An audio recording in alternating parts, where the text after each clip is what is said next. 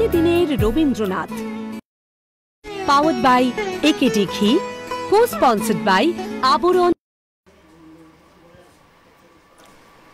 তোমারও অসীমে প্রাণ মনোলয়ে যত দূরে আমি যাই, কোথাও দুঃখ, কোথাও মৃত্যু, কোথা বিচ্ছেদ নাই।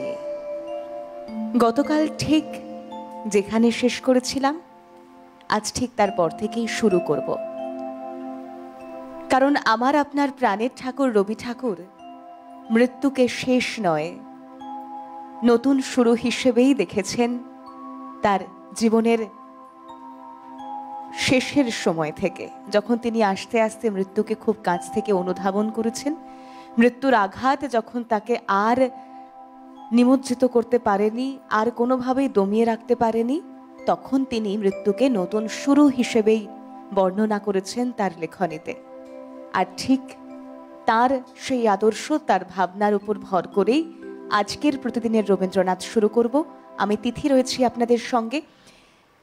অগস্টের এই সময়টা, বিশেষ করে 4, 5, 6 এই তারিখগুলো সেই সময় 1941-এর সেই সময় খুব একটা ভালো ঠাকুর পরিবারে যায়নি। কেন, কি কারণ, তা নিয়ে অনেক টানাপোড়েন রয়েছে, মত পার্থক্য রয়েছে। সেই তর্ক বিতর্কে না গিয়ে যতটুকু আমরা জানতে পেরেছি আপনাদের সঙ্গে শেয়ার করবার চেষ্টা করব, আর আপনারাও আমাদের সঙ্গে। তাই চলুন, আজকের প্রতিদিনের রবীন্দ্রনাথ গানে গানে যিনি ভরিয়ে তুলবেন, আমার সঙ্গে রয়েছেন আজকের শিল্পী সৌরভ চট্টোপাধ্যায়। আমি সৌরভদাকে স্বাগত জানাবো আজকের অনুষ্ঠানে। সুপ্রভাত। নমস্কার, সুপ্রভাত। আর তার সঙ্গেই এই গানকে প্রাণ দেওয়ার জন্য যারা রয়েছেন, অর্থাৎ বাদ্যযন্ত্রে যারা সঙ্গত করবেন, আমাদের মিউজিশিয়ানস দাদারা, স্বাগত জানাবো তাদেরকেও। কিবোর্ডে অভিজিৎ দা রয়েছেন, তবলায় মৃগাঙ্ক দা রয়েছেন এবং অক্টোপ্যাড ও পার্কিশনে বিক্রম দা রয়েছেন। তারই সঙ্গে আমি প্রত্যেকটা দিন একটা কথাই বলে থাকি যে দেখা হয়তো যায় দুজনকে, কিন্তু এর পিছনে একটা বিরাট কর্মযজ্ঞ। প্রচুর সংখ্যক মানুষ আমরা হাতে হাত মিলিয়ে এই একটা অনুষ্ঠান আয়োজন করি, যা আপনাদের কাছ অবধি পৌঁছে দেওয়ার চেষ্টা করি। তাই প্রতিদিনের রবীন্দ্রনাথের হোল টিমকে নিয়ে শুরু করব আজকের পথ চলা। কথা থাকবে, কিন্তু শুরু করব গানে গানে। পূজা প্রজেক্টে গান দিয়ে শুরু করছি।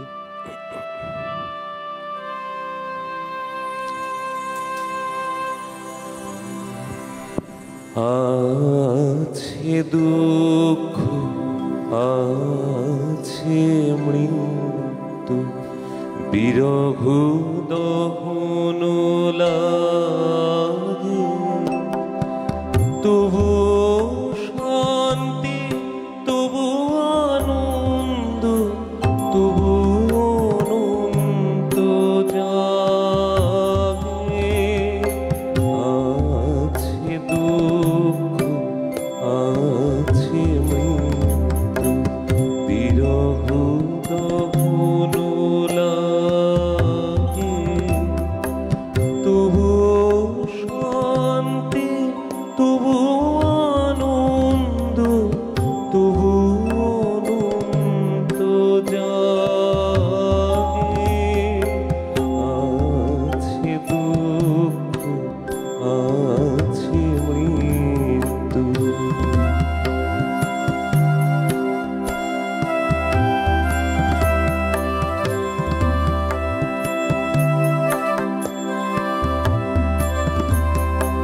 তবু প্রাণ নিপ্ত ধারা, হাসে সূর্য চন্দ্র তারা, বসন্ত নিকুঞ্জে আসে বিচিত্র রাগে। আছে দুঃখ, আছে মৃত্যু।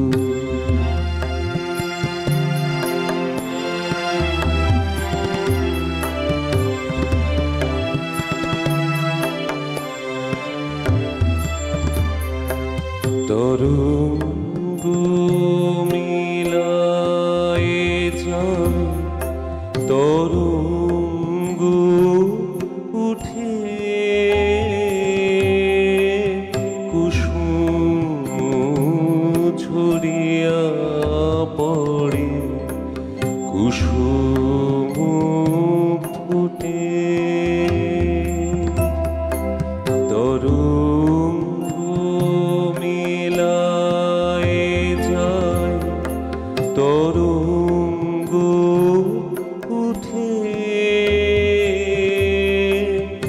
কুসুম ঝরিয়া পড়ে কুসুম ফুটে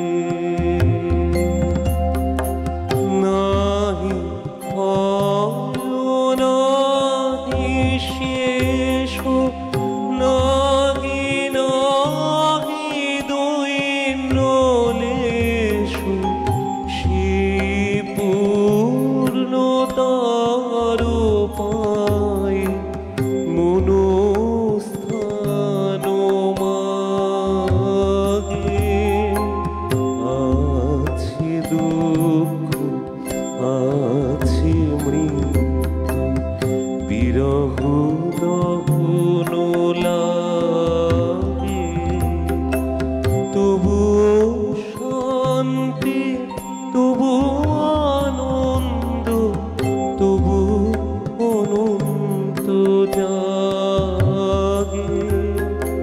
আছে দুঃখ আছে মৃত্যু।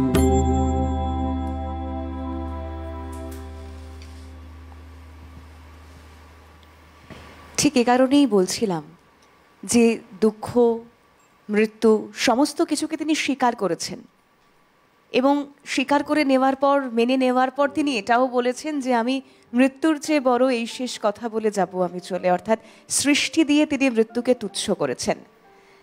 তবে বলা হয় বিভিন্ন রবীন্দ্র গবেষক যারা তারা বলেছেন, তারা বিভিন্ন আলোচনায় বলেছেন যে 1937 সালে একবার কিডনির সমস্যা ভুগতে শুরু করেন রবি ঠাকুর। তার আগে পর্যন্ত ধরে নেওয়া হয় যে রবীন্দ্রনাথ তিনি সুস্বাস্থ্যের অধিকারী ছিলেন। এরপর 1940 থেকে শুরু হয় একটু একটু করে সমস্যা। 1940 সালের সেপ্টেম্বর 19শে সেপ্টেম্বর তিনি শান্তিনিকেতন থেকে তার পুত্রবধূ প্রতিমা দেবীর কাছে গিয়েছিলেন কালিম্পংয়ে। সেখানে 26 তারিখ তিনি হঠাৎ অসুস্থ হয়ে পড়েন, কিন্তু তিনি সুস্থ অসুস্থ এমনকি যেদিন তার মৃত্যু হয়েছিল 22শে শ্রাবণ সেদিনও তিনি সৃষ্টি করে গিয়েছেন। 26শে সেপ্টেম্বর অসুস্থ হয়ে পড়ার আগে 25 তারিখ কালিম্পংয়ে বসে তিনি লিখছেন, আমার একটি দিন বরমাল্য পোড়াইলাম তারে, এ শুভ সংবাদ জানাবারে, অন্তরিক্ষ দূর হতে দূর অনাহত সুরে, প্রভাতে সোনার ঘণ্টা বাজে ঢং ঢং, শুনিছে কি এ কালিম্পং। কালিম্পংয়ে বসে তিনি লিখছেন। তার সৃষ্টি নিয়ে আমরা কথা বলবো, যতটুকু বলবো ততটুকুই অনেক ক্ষুদ্র, তাই গানে যাব এরপর।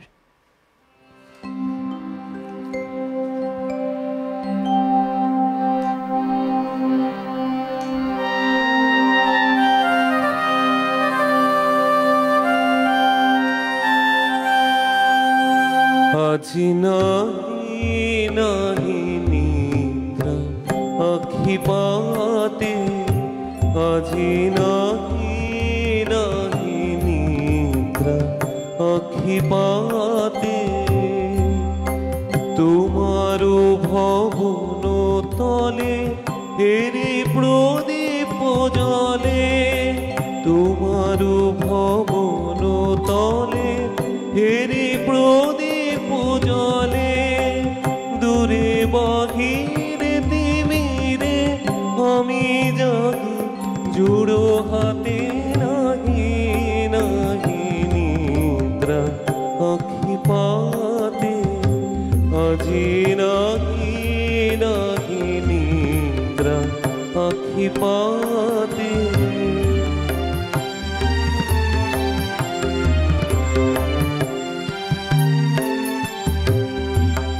ক্রন্দন ধুনিছে পথহারা পবনে, রজনী মূর্ছাগত বিদ্যুৎ ঘাতে, ক্রন্দন ধুনিছে পথহারা পবনে, রজনী মূর্ছাগত বিদ্যুৎ ঘাতে, দ্বার খোলো হে দ্বার খোলো, দ্বার খোলো হে দ্বার খোলো, প্রভু করো দয়া দেহ দেখা, দুঃখ রাত পাতে নাহি নাহি নিদ্রা আখি পাতে আজি নাহি নাহি নিদ্রা আখি পাতে তোমার ভবন তলে হেরি প্রদীপ জলে দূরে বাহিরে দেবীরে আমি জাগি জোড়ো হাতে নাহি নাহি নিদ্রা আখি পাতে আজি নাহি নাহি নিদ্রা আখি পাতে।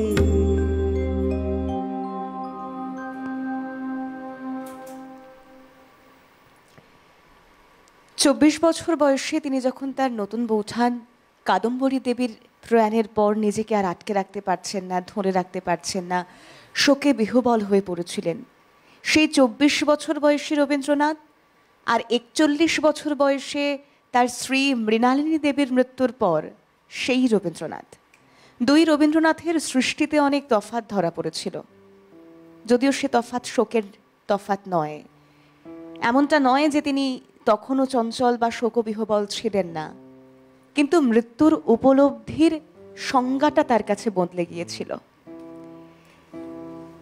চিকিৎসক শ্যামল চক্রবর্তী বলছিলেন, যখন 26শে সেপ্টেম্বর 1940 তিনি পাহাড়ে অসুস্থ বোধ করছেন, তখন পাহাড়েরই এক সিভিল সার্জন বলেছিলেন যে অপারেশন না করালে রবি ঠাকুর আর বাঁচবেন না। ঠিক সেই সময় প্রতিমা দেবীরা, অর্থাৎ তার পুত্রবধূ এবং আরো যারা ছিলেন, তারা রাজি হননি। তারপর কবিকে কলকাতায় নিয়ে আসা হয়, জোড়াসাঁকোর ঠাকুর বাড়ি। সেখান থেকে আবার কবি যান শান্তিনিকেতন, কারণ তিনি চেয়েছিলেন শেষ জীবনটা কোনো জয়ধ্বনি নয়, প্রকৃতির সঙ্গে প্রকৃতির কোলে মিশে যেতে। যদিও তা হয়নি, এর মাঝে অনেকটা পথ, অনেকটা মৃত্যুকে কাছ থেকে দেখতে পাওয়া এবং আরও কিছু ইন্টারেস্টিং বিষয় রয়েছে, যে রবি ঠাকুর মজার ছলে যারা তার সেবা করছেন তারা যাতে মানসিকভাবে ভারাক্রান্ত হয়ে না পড়ে, মজার ছলে কথায় কথায় বেশ কিছু কবিতা ছড়ার মতো করে তিনি বলেছিলেন। তাও শোনানোর চেষ্টা করব, কিন্তু এই কি গান শুনবো বলো এরপর? একটি পূজা পর্যায়ের গানে যাই, একদম, যেখানে মানে আসা যাওয়ার কথা বলা হয়েছে। একদমই তাই। গীতাঞ্জলি পূজা পর্যায়ে প্রকৃতির বেশ কিছু সৃষ্টিতে তিনি আসা যাওয়া, জন্ম মৃত্যু এই সমস্ত কিছুকে একসাথে বেঁধে রাখার চেষ্টা করেছেন। একদমই তাই, কারণ মৃত্যু মানে ধরো প্রথম যে গানটি গেয়েছি আমি, আছে দুঃখ আছে মৃত্যু, সেখানেই দেখো প্রথম লাইনে বলছে আছে দুঃখ আছে মৃত্যু বিরহ দহনও লাগে। একদমই তাই, মানে আমাদের মৃত্যুর পরে যে কষ্ট, সেটা সেই দুঃখ আমাদের মানে দহনের মতো জ্বলে শরীরে, কিন্তু তারপরেও কোথাও যেন আমরা শান্তি খুঁজে পাই, একদম তবু অনন্ত জাগে। মানে সেটা তো মৃত্যুরও ওপরে, অনন্ত বলতে সেখানে তাই বোঝাচ্ছে। এভাবেই তো রবি ঠাকুর মৃত্যু চিন্তা থেকে মৃত্যুকে চেতনায় পর্যন্ত পরিণত করেছেন, যে কিভাবে নতুন করে শুরু করা যায়, নতুন কিছু শুরুর পথে মৃত্যু। গানে যাব। হ্যাঁ,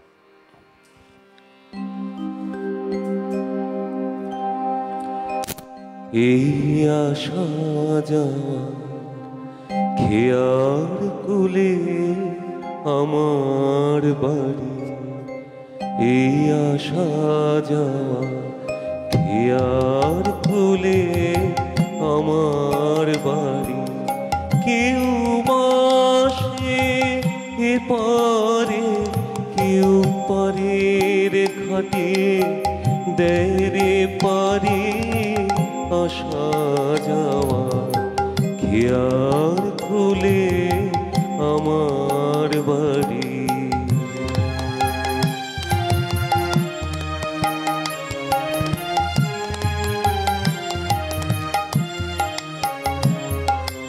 পথিকেরা বাঁশি ভরে যে সুরানে সঙ্গে করে, পথিকেরা বাঁশি ভরে যে সুরানে সঙ্গে করে, তাই যে আমার দিবানিশি সকল পরা লয় রে কাড়ি আসা যাওয়া খেয়ার কুলে আমার বাড়ি।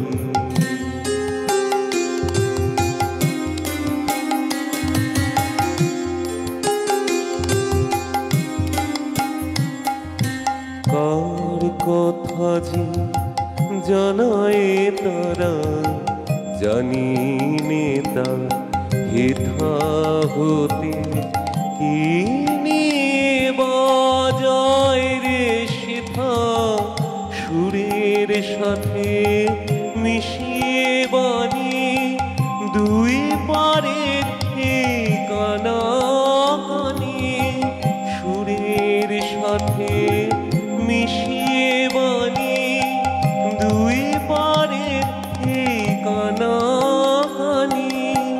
তাই শুনি যে উদাসিয়া চাই রে যেতে, বাসা ছাড়িয়ে আসা যাওয়া, খেয়ার খুলে আমার বাড়ি কেউ বাসে এপারে, কেউ পারের ঘাটে দেয় রে পারি আসা যাওয়া, খেয়ার খুলে আমার বাড়ি।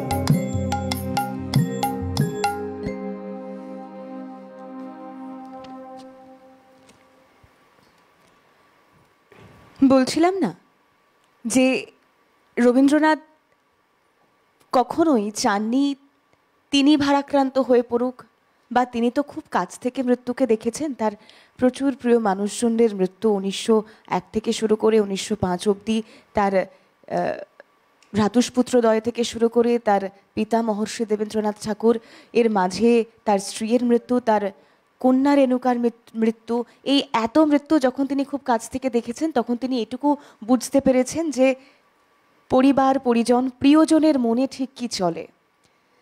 যখন রবি ঠাকুর বুঝতে পারছেন তিনি অসুস্থ, তার শারীরিক ক্ষমতা আস্তে আস্তে মিশিয়ে আসছে, ঠিক তখনই তাদের অর্থাৎ তার শুশ্রূষাকারীদের ভার লাঘবের জন্য আর শারীরিক যন্ত্রণা ঢাকবার জন্য নানা রকম মজার ছড়া তিনি সকলকে শোনাতেন। 1940-এর 4 ডিসেম্বর তিনি তার সেবারতা পুত্রবধূ প্রতিমা দেবীকে উদ্দেশ্য করে বলেন, ডাবও ভালো ঘোলও ভালো, ভালো সজনে ডাঁটা, বৌমা বলেন ভালো নহে শুধু শিঙি মাছের কাঁটা। তিনি ভার লাঘব করার চেষ্টা করছেন। তার পায়ের কাছে তার নাতনি বসে আছে, নাতনিকে উদ্দেশ্য করেও তিনি লিখছেন, ঘড়ি ধরা নিদ্রা আমার নিয়ম ঘেরা জাগা, একটুকু তার সীমার পারেই আছে তোমার রাগা। কি কব আর রবি ঠাকুর ভয়ে তরস্ত, এত বড় মানুষ ছোট্ট হাতের করস্ত। তার নাতনিকে উদ্দেশ্য করে তিনি বলছেন, তখনও তিনি চেষ্টা করছেন যে কিভাবে তার চারপাশের মানুষজন একটু তাদের ভার লাঘব করতে পারে, আমি আমার শরীরের যন্ত্রণাকে আমার সৃষ্টি দিয়ে ঢাকতে পারি, কিছুটা ভুলে থাকতে পারি, কিছুটা ভুলে গিয়ে চারিদিকের মানুষকে স্বাভাবিক। একদম যন্ত্রণা তো আমাদের রেহাই দেয় না, সেটা আমাদের শরীরে থাকে, কিন্তু তারপরেও আমরা ভুলিয়ে রাখার চেষ্টা করি নিজেদেরকে। কি শুনবো এরপর? একটু প্রেম পর্যায়ে গান। একদম।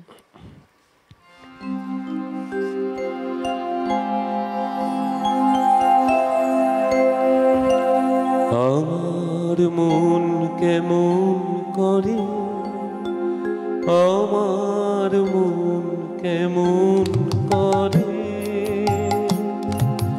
কে জানে, কে জানে, কে জানে কার তরে, মন কেমন করে, আমার মন কেমন করে।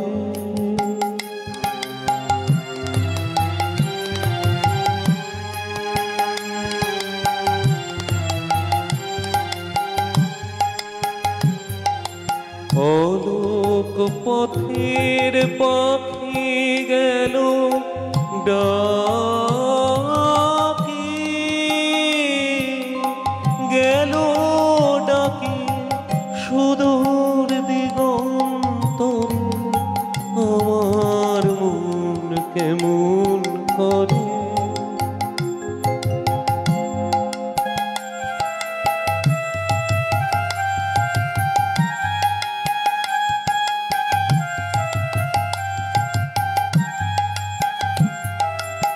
ভাবনা কি মোর ধাওয়ায় সাগর পারের হাওয়ায় হাওয়ায় হাওয়ায় ভাবনাকে মোর ধাওয়ায় সাগর পারের হাওয়ায় হাওয়ায় হাওয়ায় স্বপন বলাকা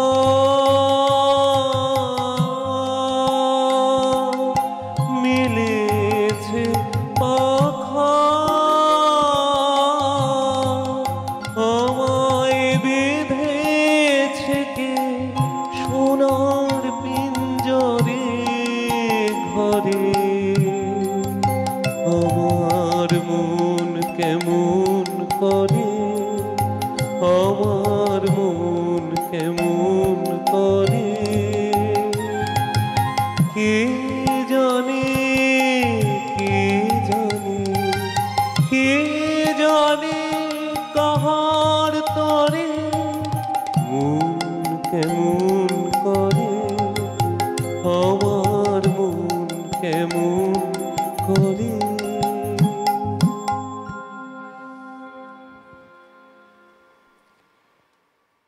রবীন্দ্রনাথ ঠাকুর তার পত্নী বিয়োগের পর অর্থাৎ মৃণালিনী দেবীর মৃত্যুর পর তিনি কোথাও একটা এটা বুঝতে শিখেছিলেন, বা তখন তো তার আয়ুর মাঝামাঝি সময় তিনি এটা অনুভব করেছেন যে মৃত্যু আর যাই হোক মানুষের কাছ থেকে মানুষের আত্মার যে সম্পর্ক সেই সম্পর্ককে ছিনিয়ে নিতে পারে না। তিনি কল্পনা করতেন যে তার স্ত্রী অর্থাৎ তার পত্নী মৃণালিনী দেবী তার চোখ থেকেই এই পৃথিবীর আলো দেখছেন, রাতের আকাশ দেখছেন। তাই রবি ঠাকুর তার পত্নী যেন তার মধ্য দিয়েই জীবনযাপন করছেন এমন কিছু ভেবে লিখেছিলেন, মৃত্যু মাঝে আপনাকে করিয়া হরণ, আমার জীবনে তুমি ধরেছ জীবন, আমার নয়নে তুমি পেতেছ আলোক, এই কথা মনে জানি নাহি কোনো শোক। অর্থাৎ এভাবেই তিনি শোককে ভুলে, আমরা বলি না যে আমরা রবি যাপন করছি। দেখুন, একটা 25শে বৈশাখ কিংবা একটা 22শে শ্রাবণ, এই একটা দিন বোধহয় রবি ঠাকুরের জন্য নির্দিষ্ট হতে পারে না, কারণ আমাদের বাঙালির মননে তিনি, যাপনে তিনি, জাগরণেও তিনি। কিভাবে আমরা চেতনা পাবো বা কিভাবে আমরা নতুনভাবে উজ্জীবিত হব সে সৃষ্টির কথাও কিন্তু তিনিই বলে গিয়েছেন। তাই শুধুমাত্র নির্দিষ্ট দিনক্ষণ তারিখে তাকে বেঁধে রাখা বাঙালির ধৃষ্টতা। এবং তার পাশাপাশি আমরা চেষ্টা করি প্রত্যেকটা পর্বে এভাবেই আপনাদের কাছ অবধি রবি ঠাকুরকে পৌঁছে দিতে। দেখুন, রবি ঠাকুরের কেন মৃত্যু হয়েছিল, তিনি কি রোগে আক্রান্ত ছিলেন সে নিয়ে শুনেছি অনেকের মধ্যেই অনেক মতপার্থক্য ছিল।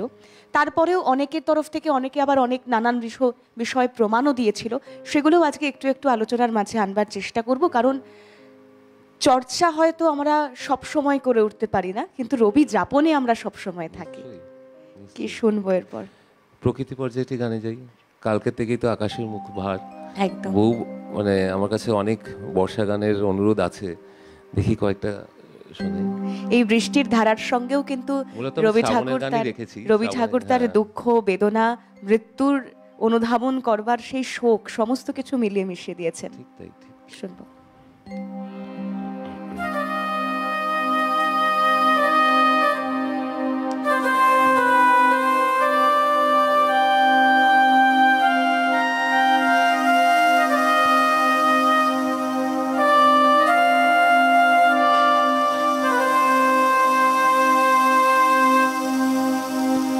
বাদল দিনের প্রথম কদম করেছ দান, বাদল দিনের প্রথম কদম করেছ দান, আমি দিতে এসেছি শ্রাবণের গান, বাদল দিনের প্রথম কদম করেছ দান।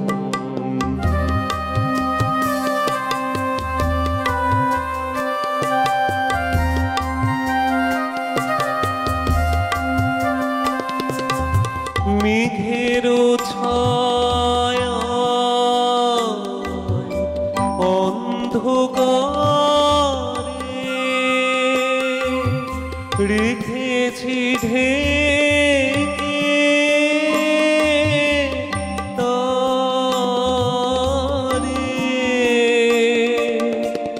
এই যে আমার সুরের ক্ষেতের প্রথম সোনার ধান, বাদল দিনের প্রথম কদম ফুল করেছ দান।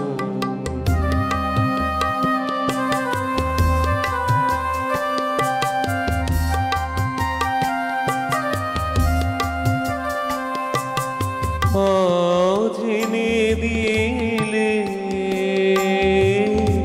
হয়তো দিবে না কাল, রিক্ত হবে যে তোমার ফুলের ডাল। আজ এনে দিলে হয়তো দিবে না কাল, রিক্ত হবে যে তোমার ফুলের ডাল। এ গান আমার শ্রাবণে শ্রাবণে তবু বিস্মৃতি স্রোতের প্লাবনে। এ গান আমার শ্রাবণে শ্রাবণে তবু বিস্মৃতি স্রোতের প্লাবনে। ফিরিয়া ফিরিয়া আসিবে তরুণী, ফিরিয়া ফিরিয়া আসিবে তরুণী। বহে তবু সময় বাদল দিনের প্রথম কদম ফুল করেছ দান। আমি দিতে এসেছি শ্রাবণের গান, বাদল দিনের প্রথম কদম ফুল করেছ দান।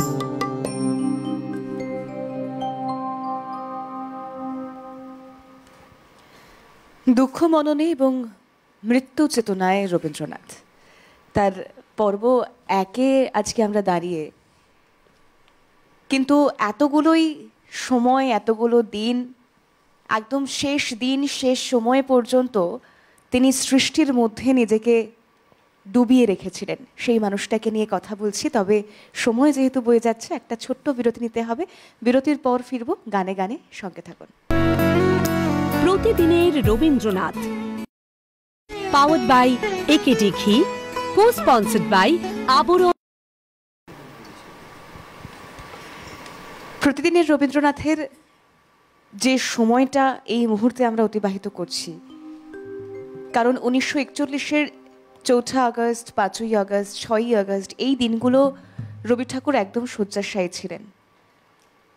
নানান জটিলতা, শারীরিক সমস্যা এসবের মধ্য দিয়ে তাকে কাটাতে হয়েছে। দুঃখ মনের ভার তা বোঝানোর চেষ্টা, আর তার সঙ্গে সঙ্গে ছোটবেলার রবি ঠাকুরের মৃত্যু যতটা চিন্তার, তারপর আয়ুর মাঝামাঝি সময় এসে তার চেতনার সেই পথটাও আমরা তুলে ধরবার চেষ্টা করছি। আর ইতিমধ্যে একজন দর্শক বন্ধু আমাদের সঙ্গে রয়েছেন টেলিফোন লাইনে। নমস্কার, সুপ্রভাত, কে রয়েছেন? সুপ্রভাত, আমি অরুষার্ক ব্যানার্জি বলছি কুদঘাট থেকে। আজকে তোমাদের বিষয়টা নিয়ে শুনছিলাম, খুব ভালো লাগছে কথা বলতে। আমি শুধু দুটো কথা বলে তারপরে সৌরভদার কাছে, সৌরভদার সুপ্রভাত, আজকে যে বিষয়টা নিয়ে কথা বল, সেখানে একটা কথা খুব বলে নেওয়াটা জরুরি। সেটা হলো যে রবীন্দ্রনাথের আগে এবং রবীন্দ্রনাথের পরেও বহু কবি সাহিত্যিক তারা এসেছেন, তারা নিজেদের মতন করে তাদের জীবনের উপলব্ধির কথা বলেছেন, তাদের মৃত্যু সম্পর্কে তাদের চেতনার কথা আমাদেরকে জানিয়েছেন তাদের লেখার মাধ্যমে। ইংরেজি সাহিত্যে অসংখ্য লেখা এসছে, কিন্তু আমার যেটা রবীন্দ্রনাথ পড়ে যেটা মনে হয়েছে, যেহেতু ছোটবেলা থেকে বাবা মশাইয়ের সঙ্গে ওনার একটা দীর্ঘ আলাপ ছিল, একটা বাবা মশাইয়ের সান্নিধ্য উনি পেয়েছেন এবং বাবা মশাইয়ের সঙ্গে উনি বিভিন্ন বেদ বেদান্ত দর্শনের বিভিন্ন জায়গা উনি পড়েছেন, ব্রাহ্ম সমাজের সঙ্গে ওতপ্রোতভাবে জড়িত ছিলেন। এইটা কোথাও আমাদের প্রিয় রবিকে সাহায্য করেছিল মৃত্যুর সঙ্গে যে শোক, সেটার থেকে আলাদা করে মৃত্যুকে দেখতে। মৃত্যু মানে শুধু শোকই নয়, মৃত্যুর পরেও আরো কিছু থাকতে পারে, এই বোধ আমাদের প্রিয় রবির হয়েছিল শুধুমাত্র তার ব্যাকআপে এই বেদ বেদান্তের দর্শনটা ছিল বলে। আর সৌরভদাকে বলি, সৌরভদা কালকে আপনার পরিচালনায় কালকে একটা দারুণ অনবদ্য একটা অনুষ্ঠান দেখলাম, খুব ভালো লেগেছে। খুব ইচ্ছে ছিল কথা বলা, কিন্তু সময় সুযোগ হয়ে ওঠেনি। খুব ইচ্ছে রইল আরেকদিন যদি কখনো কোনো সময় সামনাসামনি কথা বলা যায়। একটাই শুধু গানের অনুরোধ করে রাখছি, যদি শোনাও খুব ভালো লাগবে। যেতে যদি হয় হবে, যাব যাব যাব। আচ্ছা, নিশ্চয়ই। আপনারা সকলে ভালো থাকবেন, আমার অনেক অনেক শুভেচ্ছা রইল। অনুষ্ঠান শুনছি, খুব ভালো লাগছে। অনেক ধন্যবাদ জানাবো আপনাকে। দেখুন, এই জন্যেই আগে পরে প্রচুর আনন্দ জাগে। আচ্ছা, হ্যাঁ, একদমই তাই। এখান থেকে, কারণ আগে পরে প্রচুর শিল্পী প্রচুর সাহিত্যিক থাকলেও আমরা রবীন্দ্রনাথকে আমাদের জীবনের সঙ্গে রিলেট কতটা করতে পারছি, এটা কিন্তু গুরুত্বপূর্ণ বিষয়। যা কিছু আমরা বাস্তবের সঙ্গে সম্পর্ক খুঁজে পাবো, যা কিছু আমাদের বাস্তবের সঙ্গে সম্পৃক্ত, তা কিছুই আমাদের কাছে চিরন্তন। এবং সে কারণেই রবি ঠাকুরকে আমরা আমাদের দিন যাপনের সঙ্গে রিলেট করতে পারি। সে কারণেই আমরা আমাদের প্রত্যেকটা মুহূর্তে রবি ঠাকুরের কথা গান গুনগুন করে উঠি। আর মানুষটা এত সৃষ্টি করে গিয়েছেন যে প্রেম, বিরহ, দুঃখ, ভালো লাগা, ছোট ছোট বাচ্চাদের অভিমান থেকে শুরু করে তা যখন প্রাপ্তবয়স্কদের কাছে বিরহ হয়ে ধরা দেয়, সবেতেই কিন্তু রবির সৃষ্টি রয়েছে। সবেতেই তিনি রেখে গিয়েছেন তার নিজেকে। আবারও বলছি, সৃষ্টি দিয়ে মৃত্যুকে জয় করা যায়, সেটা রবি ঠাকুর নিজে করে দেখিয়েছেন। আর তারপরেই বোধহয় অমরত্ব লাভের এই নেশায় মানুষ ছুটে বেড়াচ্ছে। এরপর কি শুনবো? প্রকৃতি বাজার গানই থাকে একদম।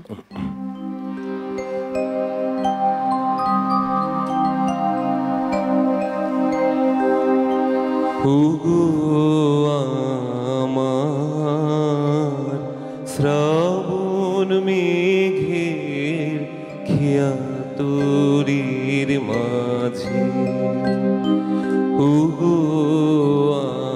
আমার শ্রাবণ মেঘের খেয়া তোরির মাঝে,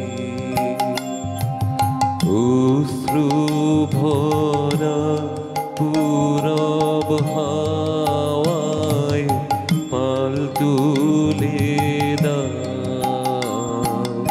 পাল তুলে দাও আজি, ওগো আমার শ্রাবণ মেঘে খেয়া তোরে মাঝে।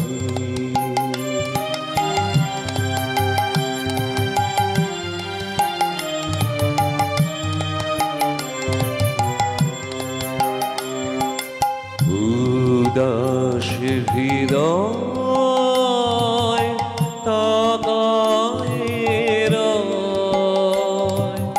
বোঝা তাহার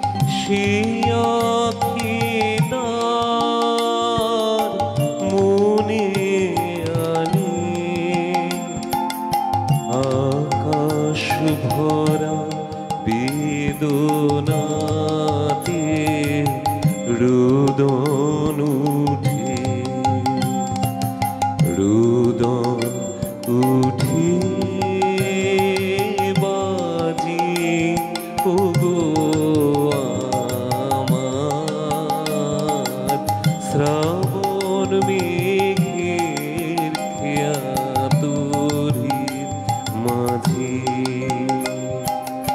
অশ্রু ভরা পূরব হাওয়ায় পাল তুলে দাও, পাল তুলে দাও আজি ওগো আমার শ্রাবণ মেঘে খেয়া তোরে মাঝে ওগো আমার শ্রাবণ মেঘে খেয়া তোরে মাঝে।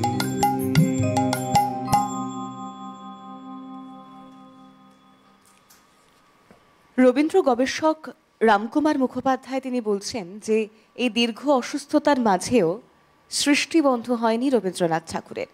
এই সময় তার সৃষ্টিশীলতা একটা অন্য মাত্রায় পৌঁছে গিয়েছে। মৃত্যুটাকে মানুষ কিভাবে দেখে সেই দর্শন প্রকাশ পেয়েছে রোগশয্যা, আরোগ্য, জন্মদিনে। আর যদি বলি লাস্ট জার্নির কথা, আপনারা যারা জোড়াসাঁকো ঠাকুর বাড়িতে গিয়েছেন সেখানে প্রদর্শিত এরকম বিভিন্ন মুহূর্ত, সেই মুহূর্তগুলোর মধ্যে এই লাস্ট জার্নি, সে বছর অর্থাৎ 1941-এ রবি ঠাকুর তার জন্মদিন পালন করেছিলেন শান্তিনিকেতনে। তার কিছুদিন পরেই স্বাধীর শান্তিনিকেতন থেকে শেষবারের মতো রওনা হয়েছিলেন রবীন্দ্রনাথ। তখন তিনি অসুস্থ, আতশোয়া অবস্থায় তাকে নামিয়ে আনা হয়েছিল তার বাসভবন থেকে। তখন তার চারপাশে তার প্রিয় আশ্রমিকেরা তাকে ঘিরে রয়েছেন। আর সেই সময় বোলপুর স্টেশনে অপেক্ষা করছিল তার জন্য একটা বিশেষ ট্রেন, যে ট্রেনে চেপে তিনি কলকাতায় এসেছিলেন। আর সেই ট্রেনটার একটি মডেল, যা এখনো পর্যন্ত জোড়াসাঁকোর মহর্ষি ভবনের দোতলা, সেখানে তার একটা প্রতীকী মডেল রয়েছে, আর যার নাম দেওয়া হয়েছে লাস্ট জার্নি। তাকে লাস্ট জার্নি হিসেবেই মানুষ চেনে। আপনারা যারা গিয়েছেন তারা জানেন, যারা যাবেন তারাও দেখতে পাবেন। একজন দর্শক বন্ধু রয়েছেন, নমস্কার, কে রয়েছেন? নমস্কার, রেখা মুখোপাধ্যায়, দুর্গাপুর থেকে বলছি। সুপ্রভাত সকলকে। খুব সুন্দর বিষয়। এই রবীন্দ্রনাথের মৃত্যু চেতনায় আমাকে অভিভূত করে। কল্লোল যুগের কবি অচিন্ত কুমার সেনগুপ্ত রবীন্দ্রনাথ সম্পর্কে একটি বিশেষণ ব্যবহার করেছেন, ওগো মৃত্যু অনুরাগী। কবিতার নাম রবীন্দ্রনাথের প্রতি। সেই কবিতায় তিনি বলছেন, ওগো মৃত্যু অনুরাগী। মৃত্যুর প্রতি অনুরাগ আমরা সাধারণ মানুষ পোষণ করি না, কিন্তু রবীন্দ্রনাথ এমনই মানুষ, তিনি ঔপনিষদিক চিন্তাধারায় বিশ্বাসী। তাই তিনি জানেন মৃত্যু জীবনেরই একটি অংশ, মৃত্যুতেই জীবনের পরিপূর্ণতা। তাই তিনি লিখেছিলেন মরণ মিলন কবিতা। অত চুপি চুপি কেন কথা কও, ওগো মরণ হে মোর মরণ, অতি ধীরে এসে কেন চেয়ে রও, ওগো একি প্রণয়েরই ধরন। তুমি উৎসব করো সারা রাত, তব বিজয় শঙ্খ বাজায়, মোরে কেড়ে লও তুমি ধরি হাত, নবরক্ত বসনে সাজায়। মোরে তুমি কারে করিও না দৃকপাত, আমি নিজে লব তব স্মরণ, যদি গৌরবে মোরে লয়ে যাও, ওগো মরণ হে মোর মরণ। তারপর তিনি জন্মদিনে একটি একটি করে কবিতা লিখেছেন। প্রতি জন্মদিনে, এক জন্মদিনে তিনি লিখেছেন, আজ আসিয়াছে কাছে জন্মদিন মৃত্যুদিন, একাশনে নহে বসিয়া আছে। মানে জন্মদিনেও তিনি মৃত্যুদিনের কথা ভাবছেন, যে আরো একটা পরিণতি আছে জন্মদিনের। এই হচ্ছেন আমাদের রবীন্দ্রনাথ, যিনি মৃত্যুকে ভয়াবহ রূপে নয়, অতি সুন্দর রূপে দেখেছেন এবং বাস্তব পরিণতি, জীবনের বাস্তব পরিণতি হিসাবে দেখেছেন। নমস্কার। অনেক ধন্যবাদ জানাবো আপনাকে। এভাবেই আমরাও যেন মানে আমাদের সঙ্গে রবি ঠাকুরকে জুড়ে রাখতে পারি, এটা একটা অদ্ভুত প্রয়াস কিন্তু। এবং প্রত্যেকটা কথায় মানে রবি ঠাকুর জন্ম এবং মৃত্যু, জীবনের এপিঠ আর ওপিঠ, ঠিক একটা মুদ্রার যেমন দুটো পিঠ থাকে, ওভাবেই বর্ণনা করেছেন। গান তো শুনছি সৌরভদা, রবীন্দ্র গানের চর্চা, এবং যে গান মূলত তোমার কাছ থেকে শুনি তা খুব একটা প্রচলিত বা খুব একটা শোনা যায় এরকম যে ঠিক নয়, মানে সব, হ্যাঁ। এবং সেক্ষেত্রে দাঁড়িয়ে তোমার চোখে রবি ঠাকুর বা এই সময়ে যে গান তুমি শোনাচ্ছ প্রকৃতি প্রেম, হ্যাঁ একদম, ওই জন্যই অনুষ্ঠানের নাম। হ্যাঁ, সার্থকতা এটাই। এক একদিন এক এক রকম ভাবে, এক একদিন এক এক রকম ভাবে রবীন্দ্রনাথ, হ্যাঁ নিশ্চয়ই নিশ্চয়ই। যে গানটি আজকে গাইবো সেটি কালকে কিভাবে আমার কাছে আসবে সেটা হয়তো আমি নিজেও জানি না। একদম তাই। আচ্ছা, কি শুনবো এরপর? প্রকৃতি বর্ষারই গানেই আছে। আমি শ্রাবণ আকাশে ওই দিছি পাতি মম জল ছল ছল আঁখে মেঘে মেঘে আমি শ্রাবণ আকাশে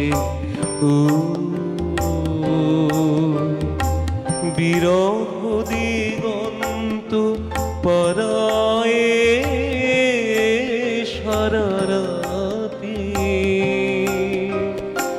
অনিমেষে আছে জেগে মেঘে মেঘে আমি শ্রাবণ আকাশে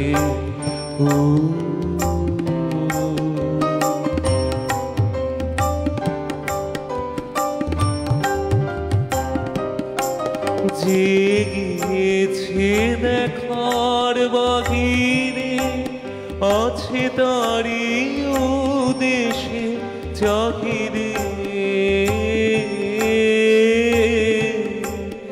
জেগেছে দেখার বাহিরে আছে তারি ও দেশে চাহিদে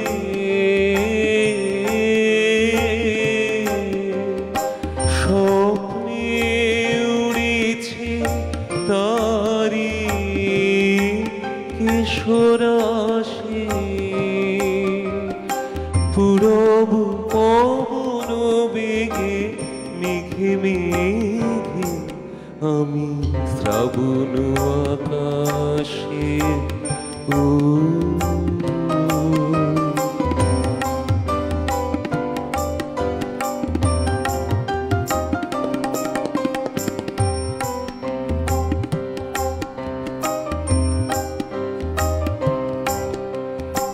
শ্যামল তমালো বনে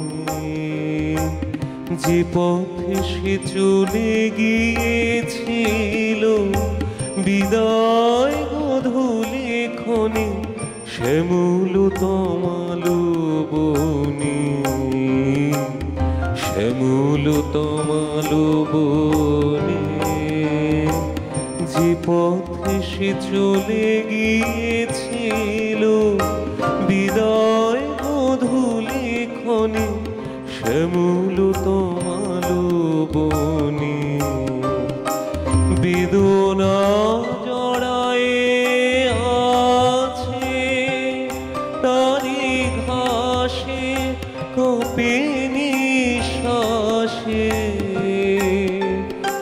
বেদনা জড়ায়ে আছে তারি ঘাসে কপে নিঃশ্বাসে সে বারে বারে ফিরে ফিরে যাওয়া ছায়ায় রয়েছে লেগে মেঘে মেঘে আমি শ্রাবণ আকাশে দিচ্ছি পাতি মম জল ছল ছল আঁখে মেঘে মেঘে আমি শ্রাবণ আকাশে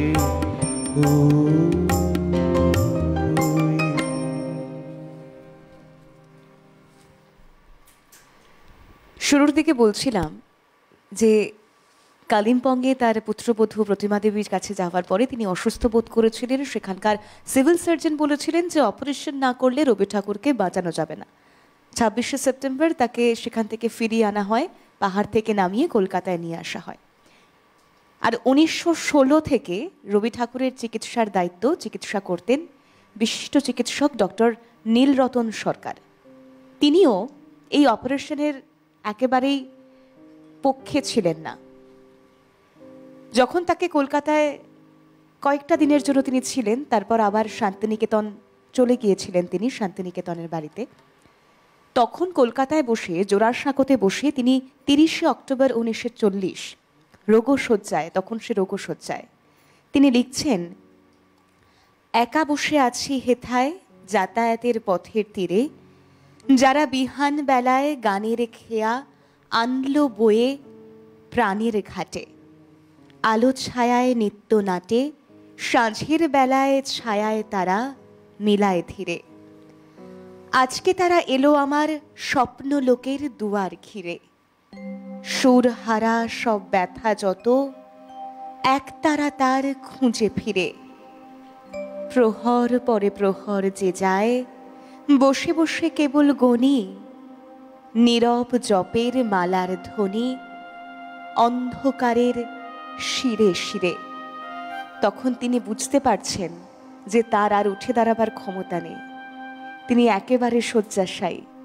তারপরেও এই গানের খেয়া বেয়ে তার বয়ে চলা বা একাকী যাতায়াতের এই দুধার, কোথাও শূন্য, কোথাও আবার পরের জন্য ভরাট। এরপর কি শুনবো? প্রকৃতি পর্যায়ে গানে থাকি, শুনি। আবার শ্রাবণ এলে ফিরে, শ্রাবণ এলে ফিরে, মেঘোয়া চলে নীলে ধীরে, শ্রাবণ এলে ফিরে, শ্রাবণ এলে ফিরে।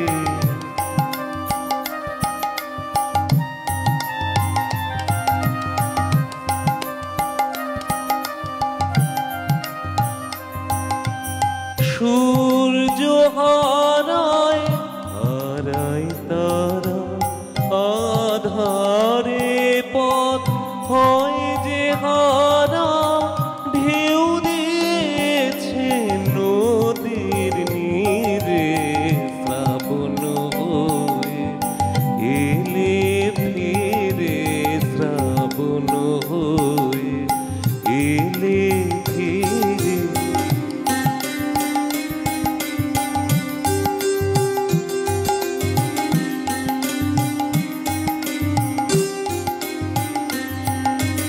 সকল আকাশ সকল ধরা বর্ষণেরই বাণী ভরা, সকল আকাশ সকল ধরা বর্ষণেরই বাণী ভরা, ঝড়ো ঝড়ো ধারায় মাটি বাজে আমার আধার রাতি, ঝড়ো ঝড়ো ধারায় মাটি বাজে আমার আধার রাতি, বাজে আমার শিরে শিরে, শ্রাবণ এলে ফিরে, শ্রাবণ এলে ফিরে, মেঘোয়া চলে নীলে ঘিরে, শ্রাবণ এলে ফিরে, শ্রাবণ এলে ফিরে।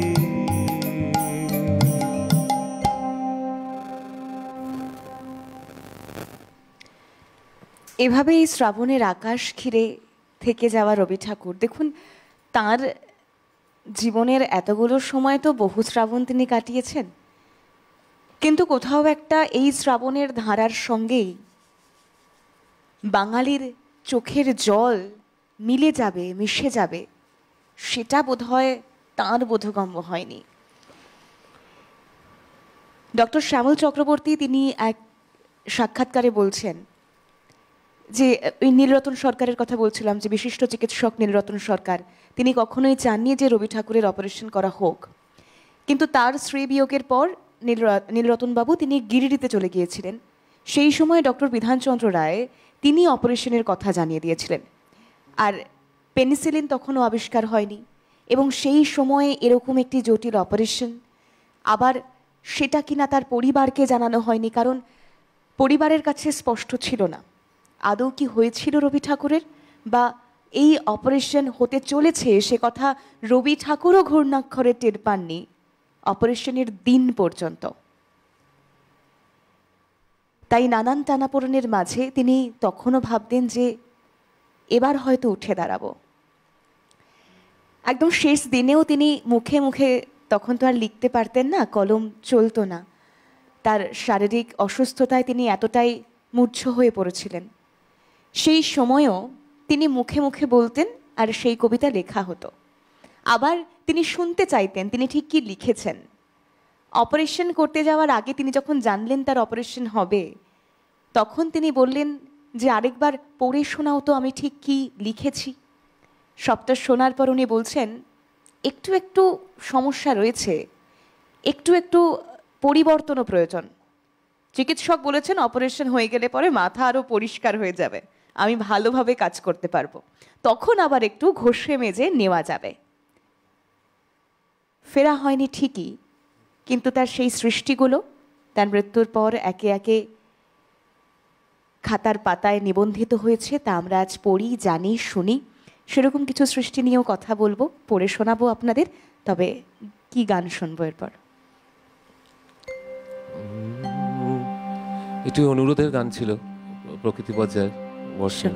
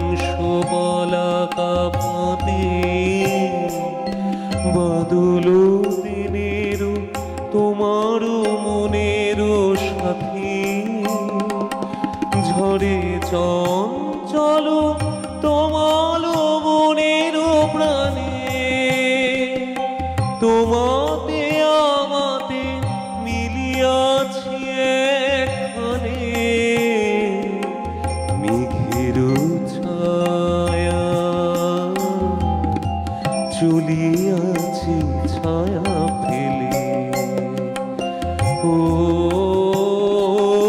গো সাঁওতালি ছেলে শ্যামল শোভন নব বরষার কিশোর এলে ও গো সাঁওতালি ছেলে।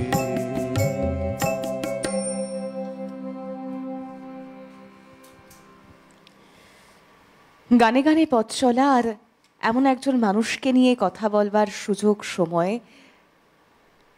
যার গোটাটাই এতটাই গভীর, এতটাই গভীরতা, এই সমস্ত কিছুর যেন গোটা একটা সমুদ্রের এক পারে এক কিনারে দাঁড়িয়ে আমরা একদম নগণ্য ছোট্ট একটি মানুষ, তারপরেও আমাদের মধ্যে কত হিংসা, দেশ, হানাহানি, কত রকম সম্পর্কের মিলমেশ।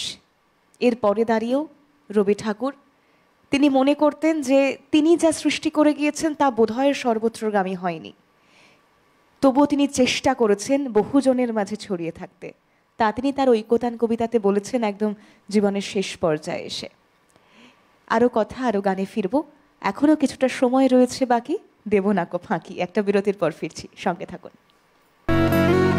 প্রতিদিনের রবীন্দ্রনাথ, পাওয়ার্ড বাই একেডি ঘি, কো-স্পন্সর্ড বাই আবরণ।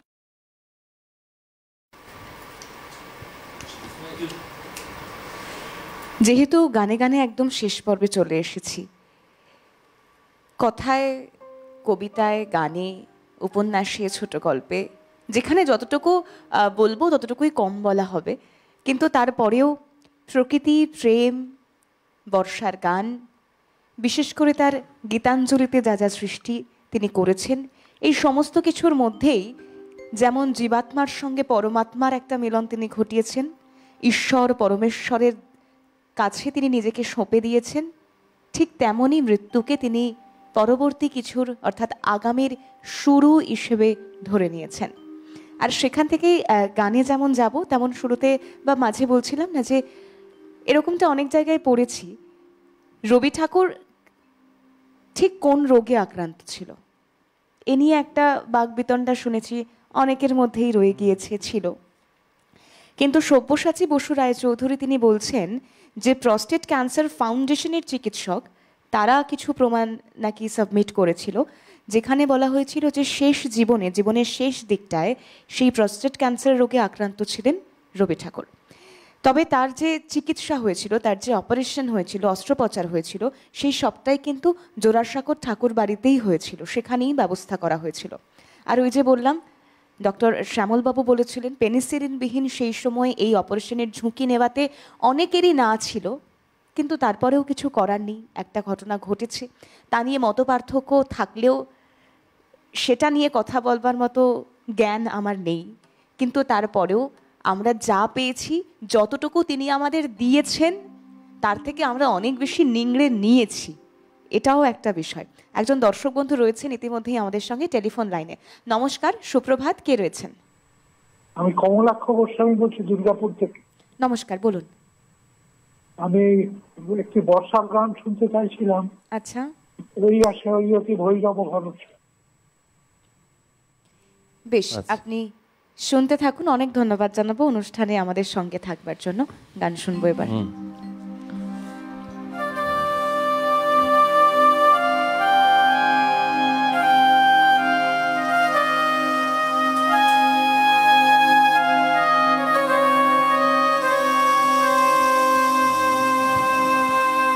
আমার যাবার বেলা পিছু ডাকে ভোরের আলো, মেঘের ফাঁকে ফাঁকে পিছু ডাকে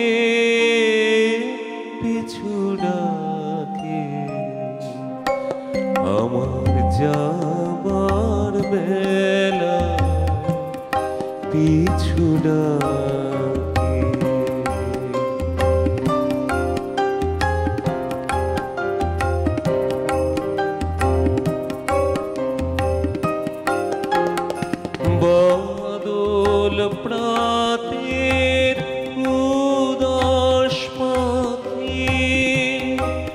উঠে ডাকি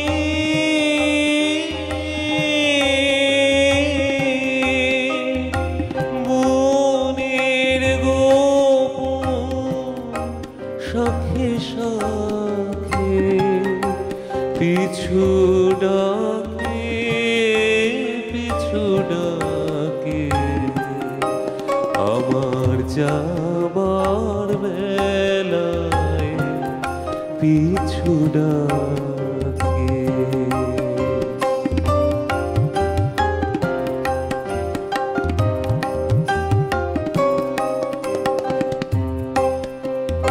ভরা নদী ছায়ার তলে ছুটে চলে খুঁজে কাকে পিছু ডাকে ভরা নদী ছায়ার তলে ছুটে চলে খুঁজে কাকে পিছু ডাকে আমার প্রাণের ভিতর সে কি থেকে থেকে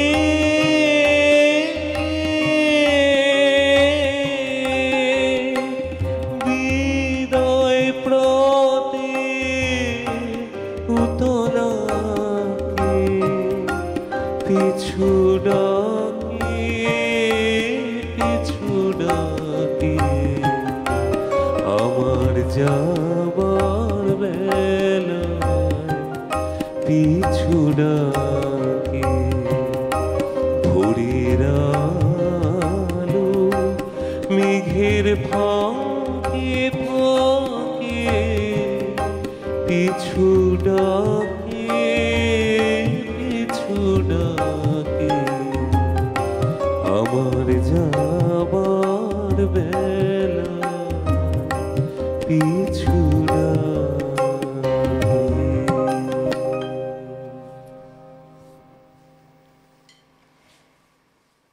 রবীন্দ্রনাথ ঠাকুরকে নিয়ে জয় গোস্বামী একটা লেখায়, মানে নিজের রবীন্দ্রনাথ বলে জয় গোস্বামী একটা লেখায় লিখছেন যে সেদিন ছিল 22শে শ্রাবণ। একটি স্কুলে গেছি রবীন্দ্রনাথকে নিয়ে কিছু বলতে। ছোটরা তাদের উৎসুক চোখ নিয়ে তাকিয়ে রয়েছে। হঠাৎ মনে হলো কি বলবো, যা বলবো তাই যদি এদের কাছে ভুল প্রমাণিত হয়। রবীন্দ্রনাথ তো কোনো স্কুল পাঠ্য অঙ্ক নন যে সবার খাতায় একই উত্তর হবে। এক একজনের রবীন্দ্রনাথ এক এক রকম। বাড়িতেও মেয়ে এক আধবার জানতে চায় তার ক্লাসের রবীন্দ্রনাথ নিয়ে, হাত ছাড়িয়ে পালাই, কারণ অনেক সময় যে নিজেই বুঝতে পারেনি রবীন্দ্রনাথকে। আমার মনে হয় এটা আমাদের সকলেরই মনের কথা, কি বলো তো? একদম প্রত্যেক সকলের মনের কথা এটা। আমরা নিজেই বুঝতে পারিনি, নিজেই উপলব্ধি করতে পারিনি রবীন্দ্রনাথকে। হয়তো এক একটা সময়ে এক একটা মানুষের কাছে এক এক রকম ভাবে, যেমন একদমই রবীন্দ্রনাথ সোনার তরী লিখে গিয়েছেন, জয় গোস্বামী লিখছেন ধরা যাক সোনার তরী। এই একটা সব গুলিয়ে দেওয়া লেখা আমার জীবনে, হ্যাঁ আমার জীবনে, অন্যের জীবনে নাও হতে পারে। প্রথম এই কবিতাকে আমি কিভাবে পাই? একটা বর্ষার বিকেলবেলার শেষে একা বারান্দায় বসে থাকার সময় কবিতাটি আমাকে দেখা দেয়। তার বয়স তখন 8। আর সেই সময় তিনি ঠিক যেভাবে এই কবিতাকে ধরেছেন বা তার কাছে ধরা দিয়েছে সেটা আমার কাছে আপনার কাছে নাও হতে পারে, কিন্তু সর্বোপরি তিনি রবীন্দ্রনাথ ঠাকুর, প্রাণের ঠাকুর, মনের ঠাকুর। গান শুনবো।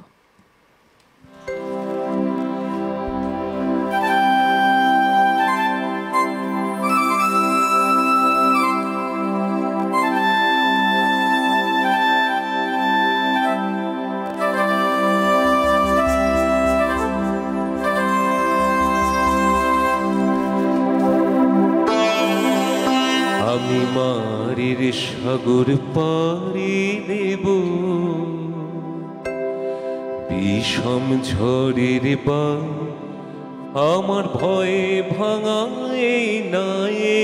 আমি মারির সাগর পাড়ি দেব, বিষম ঝড়ের বাই আমার ভয়ে ভয়ে ভাঙাই নাই আমি মারের সাগর পাড়ি দেব।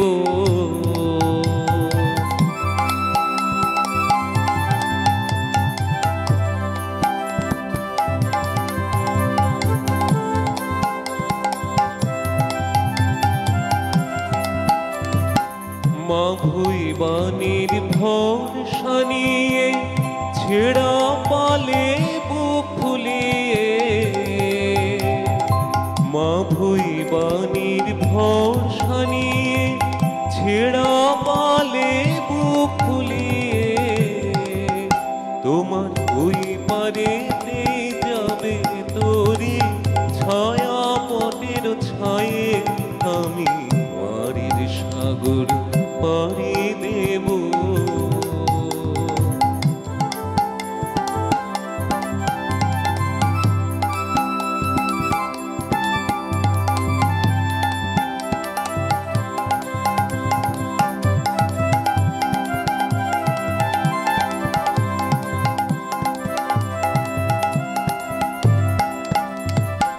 পথ আমারে সে দেখাবে যে আমারে চাই, আমি অভয় মনে ছাড়ব তোরে এই শুধু মোর দায়, এই শুধু মোর দায়।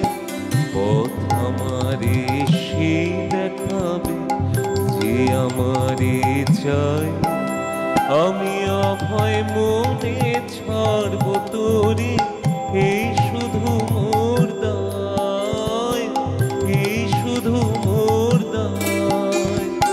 দিন ফুরালে জানি জানি পৌঁছে ঘাটে দেব আনি, দিন ফুরালে জানি জানি পৌঁছে ঘাটে দেব আনি। আমার দুঃখ দিনের রক্ত কমল তোমার করুণ পায়ে আমি মারির সাগর পাড়ি দেব। বিষম ঝড়ের বার আমার ভয়ে ভাঙাই নাই আমি মারির সাগর পাড়ি দেব। বিষম ঝড়ের বার আমার ভয়ে ভাঙাই নাই আমি মারির সাগর পাড়ি দেব।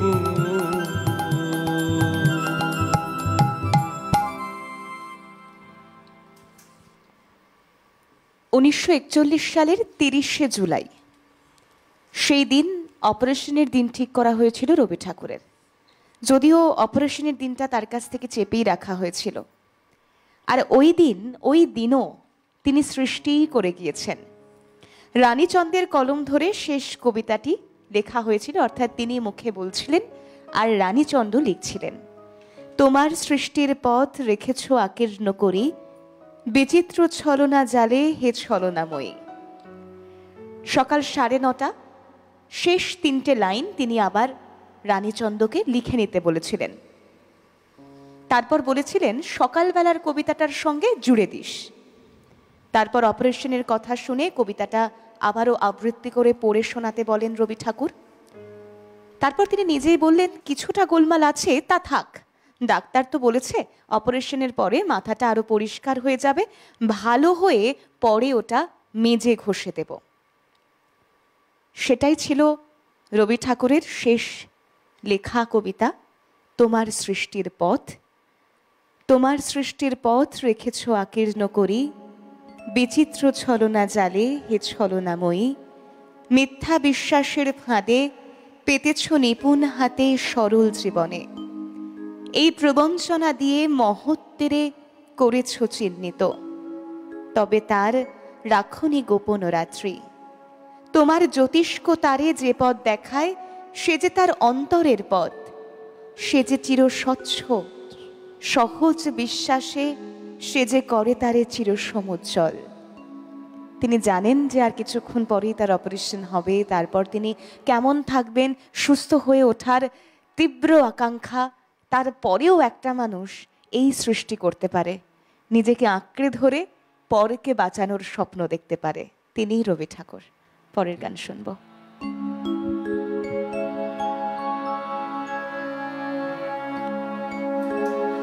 যেতে যদি হয়ে হবে হবে হবে গো, যাব যাব যাব তবে।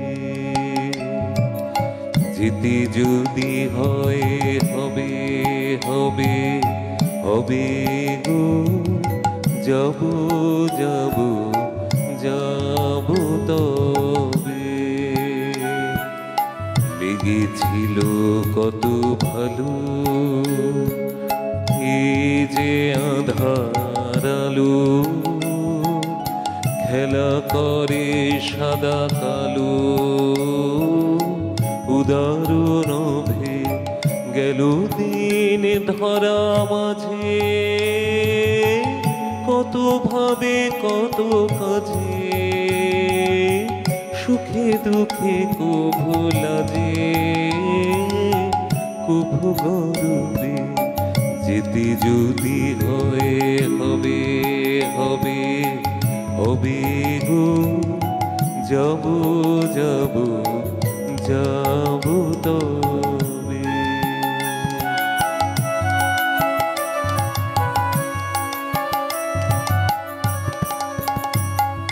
প্রাণপণে কতদিন শুধেছে কঠিন ঋণ, কখনো বা উদাসীন ভুলেছি সবে, কুভু করে গেল খেলা, স্রোতে ভাসাইল ভেলা, অনুমনে কত বেলা কাটানো ভবে। যেতে যদি হয়ে হবে হবে হবে গো, যাব যাব যাব তবে।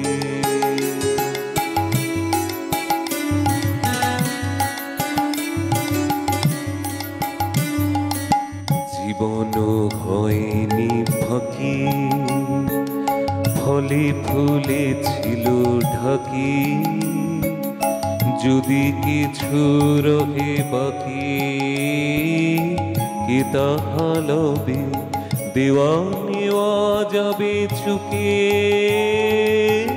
বোঝা খসে যাওয়া বুকে, যাব চলে হাসি মুখে, যাব নীরবে। যেতে যদি হয়ে হবে হবে হবে গো, যাব যাব যাব তবে।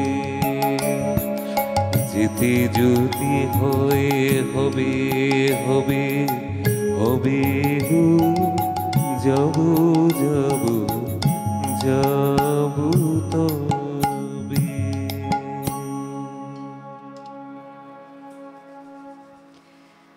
রবীন্দ্র গবেষক রামকুমার মুখোপাধ্যায় বলেছেন যে তাঁর অর্থাৎ রবি ঠাকুরের ইচ্ছে ছিল কোনো জয়ধ্বনি ছাড়া সাধারণভাবেই শান্তিনিকেতনে প্রকৃতির কোলে তিনি যেন মিশে যেতে পারেন। যদিও তার শেষ ইচ্ছেটি আর রাখা যায়নি, কারণ 1941-এর 7ই অগস্ট বাংলায় 22শে শ্রাবণ বেলা 9টা নাগাদ তার অক্সিজেন দেওয়া হয় তাকে। কানের কাছে অবিরাম পড়া হচ্ছিল তার জীবনের বীজ মন্ত্র, শান্তম শিবম অদ্বৈতম। তারপর একটু পরেই খুলে দেওয়া হয় অক্সিজেনের নল। ধীরে ধীরে কমে আসে তার পায়ের উষ্ণতা, তারপর থেমে যায় হৃদয়ের স্পন্দন। তখন 7ই আগস্ট 1941 বাংলায় 22শে শ্রাবণ বেলা 12টা 10। তারপরেই ধ্বনি উঠতে শুরু করে জয় রবীন্দ্রনাথ, বন্দে মাতরম। যদিও এত ধ্বনির কিছুই তিনি চাননি, তিনি চেয়েছিলেন প্রকৃতির কোলে নীরবে নিভৃতে পরলোক গমন করতে। তিনি চেয়েছিলেন প্রকৃতির সঙ্গে মিশে যেতে। তিনি চেয়েছিলেন কোলাহলবিহীন শেষ যাত্রা, যে যাত্রায় নিজের জয়ধ্বনি শুনতে তিনি চাননি, বরং প্রকৃতির কথা শুনতে চেয়েছিলেন। আর এই শান্তম শিবম অদ্বৈতম, শান্তম অর্থে শান্ত, স্থির, প্রশান্ত। শিবম মানে যা কিছু শুভ, কল্যাণকর বা মঙ্গলময়। আর অদ্বৈতম, অদ্বিতীয় বা অভিন্ন। এই তিনটি শব্দ একত্রেই পরম সত্তা বা ব্রহ্মের স্বরূপকে নির্দেশ করে, যা শান্ত, শিব এবং অদ্বিতীয়। সেই বীজমন্ত্রই ছিল রবি ঠাকুরের বীজমন্ত্র। দুঃখ মননে এবং মৃত্যু চেতনায় রবীন্দ্রনাথ পর্ব 1 গানে গানেই আমরা আমাদের আজকের পর্ব শেষ করব। অনেক ধন্যবাদ জানাবো আপনাদের সকলকে, যারা এখনো পর্যন্ত তাদের চর্চায়, তাদের দিন যাপনে রবি ঠাকুরকে জুড়ে রেখেছেন, আষ্টে পৃষ্ঠে জড়িয়ে থেকেছেন। ধন্যবাদ জানাবো আজকের এই পর্বটাকে এত সুন্দর করে বেঁধে রাখার জন্য আমাদের মিউজিশিয়ানস দাদাদেরকে, যন্ত্রসঙ্গীতে যারা সঙ্গত করলেন, এবং সর্বোপরি সৌরভদা তোমাকেও অনেক ধন্যবাদ এত সুন্দর একটা সকাল উপহার দেওয়ার জন্য আমাদের সকলকে, রবি গানে, রবি চিন্তায়। তোমাকেও অনেক ধন্যবাদ, এত সুন্দর সুন্দর কবিতাগুলো তুমি বলে, এত পছন্দের কবিতা আমার। গানে গানে অনুষ্ঠান শেষ করব। কি গান শুনবো ফেরার পথে? শেষ গানে যাব, পূজা করতে একটি গান দিয়ে শেষ করব। একদম।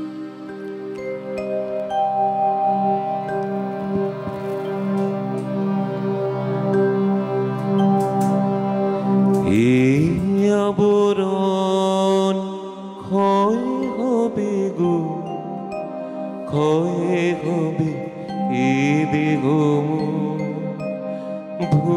ভূমানন্দ ময় হবে, ক্ষয় হবে, ক্ষয় হবে এ আবরণ, ক্ষয় হবে গো, ক্ষয় হবে এ দেগো, ভূমানন্দময় হবে, ক্ষয় হবে, ক্ষয় হবে এই আবরণ।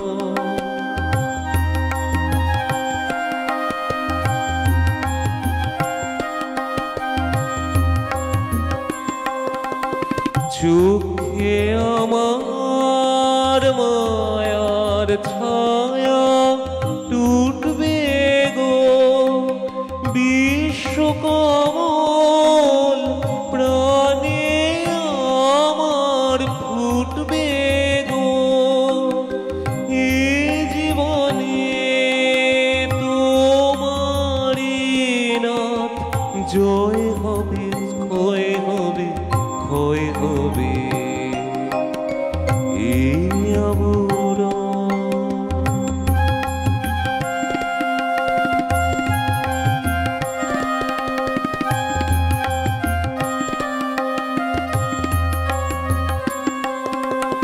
রক্ত আমার বিশ্বতালে নাচবে যে, হৃদয়ে আমার বিপুল প্রাণে বাঁচবে যে, রক্ত আমার বিশ্বতালে নাচবে যে, হৃদয়ে আমার বিপুল প্রাণে বাঁচবে যে, কাঁপে তোমার আলোর মিনার তারে সে, দুলবে তোমার তারা মনির হারে সে, বাসনা তার ছড়িয়ে গিয়ে লয় হবে, ক্ষয় হবে, ক্ষয় হবে এই আবরণ।